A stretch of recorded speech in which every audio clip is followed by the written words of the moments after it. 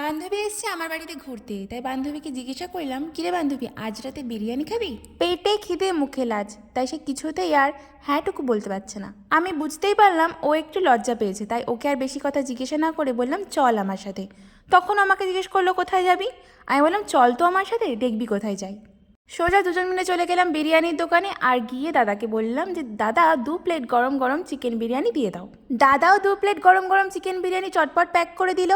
প্যাকেটটা ওকেই ধরতে বললাম, আর সেই সময় ওর মুখের যা হাসি, আমি বুঝতেই পেরেছিলাম ও বিরিয়ানি খেতেই চাইছিল।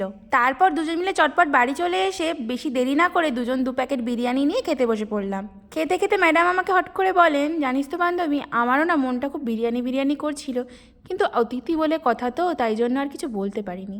আমি বললাম, হ্যাঁ ম্যাডাম, আমি বুঝতেই পেরেছি, আপনার ওই লজ্জাটাই ছিল সম্মতির লক্ষণ, আর বেশি ঢং করতে হয় না। আর আমার পরিবারে আরেক বন্ধু পায়েল, তোমাকেও জানাই অসংখ্য ধন্যবাদ আমার ভিডিও দেখার জন্য।